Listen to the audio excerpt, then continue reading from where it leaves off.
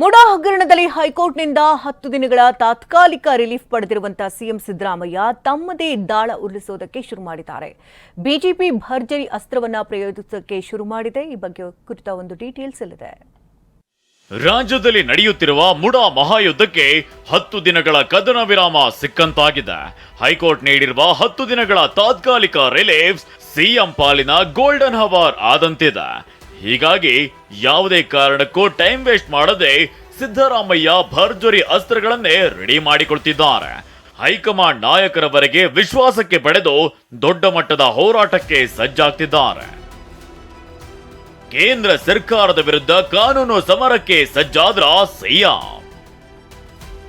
ನಾಳೆ ಶಾಸಕಾಂಗ ಸಭೆ, ನಾಡಿದ್ದು ದೆಹಲಿಯಲ್ಲಿ ಹೈಕಮಾಂಡ್ ಭೇಟಿ. ವಿಪಕ್ಷಗಳ ಪ್ರಾಸಿಕ್ಯೂಷನ್ ತಂತ್ರಕ್ಕೆ ಸಿದ್ದರಾಮಯ್ಯ ಪ್ರತಿತಂತ್ರ. ಹೈಕೋರ್ಟ್ ಮತ್ತು ಜನಪ್ರತಿನಿಧಿಗಳ ಕೋರ್ಟ್ನಲ್ಲಿರುವ ರಾಜ್ಯಪಾಲರ ಅಂಗಳಕ್ಕೂ ಹೋಗಿರುವ ಮುಡಾ ಕೇಸ್ ಮತ್ತು ಪ್ರಾಸಿಕ್ಯೂಷನ್ ವಿಚಾರದಲ್ಲಿ ಇಡೀ ಸಚಿವ ಸಂಪುಟವೇ ಸಿದ್ದರಾಮಯ್ಯ ಬೆನ್ನಿಗೆ ನಿಂತಿದೆ. ಸಚಿವರು ತಂದೆ ತಾಯಿಯಾಗುವುದು ಇನ್ನೂ ಕನಸೇ? ಅಪೋಲೋ ಫರ್ಟಿಲಿಟಿ ಮೂಲಕ ನಿಮ್ಮ ತಂದೆ ತಾಯಿಯಾಗುವ ಕನಸನ್ನು ನನಸಾಗಿಸಿಕೊಳ್ಳಿ. ಉಚಿತ ಆಪ್ತ ಸಮಾಲೋಚನೆಗಾಗಿ ಕರೆ ಮಾಡಿ 9953323196. ತಮ್ಮ ಬೆಂಬಲವನ್ನ ಸಂಪುಟ ನಿರ್ಣಯದ ಮೂಲಕ ಈಗಾಗಲೇ ತೋರಿಸಿದ್ದಾರೆ ಕೂಡ.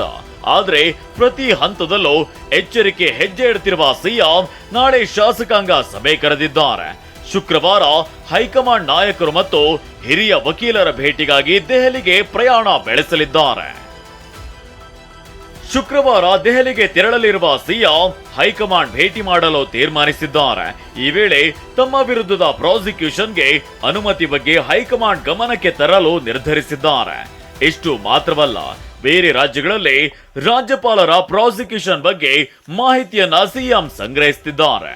ಬಿಜೆಪಿಯೇತರ ರಾಜ್ಯಗಳಲ್ಲಿ ರಾಜಭವನದ ದುರ್ಬಳಕೆ ಆಗ್ತಿದೆ ಅನ್ನೋ ಬಗ್ಗೆ ಚರ್ಚೆ ಆಗ್ತಿರೋದ್ರಿಂದ ವಿವಿಧ ರಾಜ್ಯಗಳ ಮಾಹಿತಿಯನ್ನ ಸಂಗ್ರಹಿಸುತ್ತಿದ್ದಾರೆ. ಮಾಹಿತಿ ಸಂಗ್ರಹಿಸೋದರ ಜೊತೆಗೆ ಸುಪ್ರೀಂ ಕೋರ್ಟ್ ನಿವೃತ್ತ ನ್ಯಾಯಮೂರ್ತಿಗಳಿಂದಲೂ ಸಿಎಂ ಸಲಹೆ ಪಡೆದಿದ್ದಾರೆ. ಎಲ್ಲವನ್ನ ಹೈಕಮಾಂಡ್ ಗಮನಕ್ಕೆ ತರಲು ಮುಂದಾಗಿದ್ದಾರೆ. ಹೈಕಮಾಂಡ್ ಗಮನಕ್ಕೆ ತಂದು ಕೇಂದ್ರ ಸರ್ಕಾರದ ವಿರುದ್ಧವೇ ಕಾನೂನು ಸಮರಕ್ಕೆ ವರಿಷ್ಠರ ಬಳಿ ಮನವಿ ಮಾಡುವ ಸಾಧ್ಯತೆ ಇದೆ ಎನ್ನಲಾಗಿದೆ. ಸಿದ್ದರಾಮಯ್ಯರ ಈ ದೊಡ್ಡ ಹೋರಾಟದ ತಂತ್ರಗಾರಿಕೆಗೆ ಸಂಪುಟ ಸಚಿವರು ಕೂಡ ಸಹಮತ ಸೂಚಿಸಿದ್ದಾರೆ. ಸ್ಟ್ರಾಟಜಿ ಇರಬಹುದು, ಯಾಕಂದ್ರೆ ಇಡೀ ದೇಶ ತುಂಬ ನಾವು ಕಳೆದ 10 ವರ್ಷಗಳು ನೋಡಿದಿಲ್ಲ ಬಿಜೆಪಿ ಯಾವ ರೀತಿ ಅವ್ರು ಇರೋದು ಸರ್ಕಾರಗಳ ವಿರುದ್ಧ ಕೆಲಸ ಹೆಂಗೆ ಮಾಡ್ತಾರೆ ಅವರು ಅಂತ ಸಾಕಷ್ಟು ನೋಡಿ ಉದಾಹರಣೆಗಳಿದೆ ನಮ್ಮ ಕಣ್ಣು ಮುಂದೆ. ಅದರಲ್ಲಿ ಸಿದ್ದರಾಮಯ್ಯವರು ಟಾರ್ಗೆಟ್ ಮಾಡಿದ್ದಾರೆ. ಅವರು ಭಾರತೀಯ ಜನತಾ ಪಾರ್ಟಿಯವರು ಮೊಸರಲ್ಲಿ ಕಲ್ಲು ಹುಡುಗದಾಗೆ ಕೆಲಸ. ಅವರು ರಾಜ್ಯಪಾಲರು ರಾಜಭವನವನ್ನು ದುರುಪಯೋಗ ಪಡಿಸ್ಕೊಳ್ತಾ ಇದ್ದಾರೆ ಅಂತೇಳಿ ನಮ್ಮ ಬಹು ಗಂಭೀರವಾದ ಆಪಾದನೆ.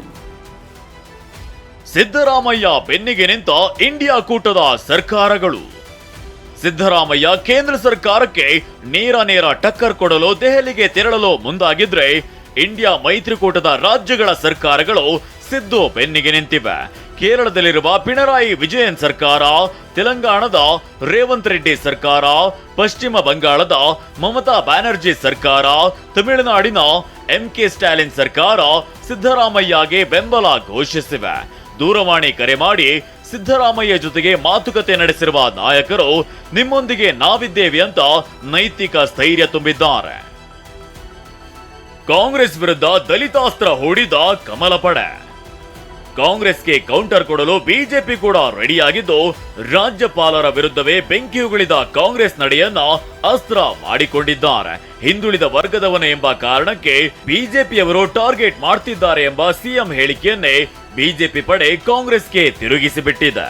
ರಾಜ್ಯಪಾಲರಿಗೆ ಫೋಟೋಕ್ಕೆ ಚಪ್ಪಲಿಯಿಂದ ಹೊಡಿತಕ್ಕಂಥದ್ದು, ಅವಾಚ್ಯ ಶಬ್ದಗಳಿಂದ ನಿಂದಿಸ್ತಕ್ಕಂಥದ್ದು ಮತ್ತು ಐವಾನ್ ಡಿಸೋಜಾ ಅಂತಕ್ಕಂಥ ಒಬ್ಬ ವಿಧಾನ ಪರಿಷತ್ತಿನ ಸದಸ್ಯ ರಾಜ್ಯಪಾಲರಿಗೆ ಧಮಕಿ ಹಾಕುವ ರೀತಿಯಲ್ಲಿ ಮಾತಾಡಿದ.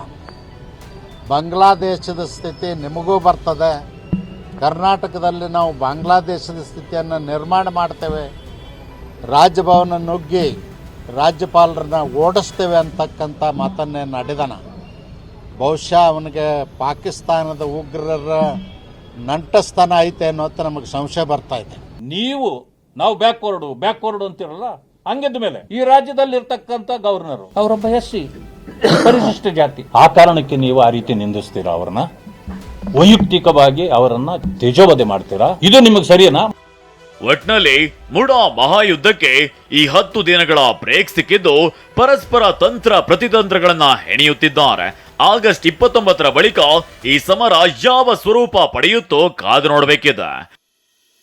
Bureau report, TV9.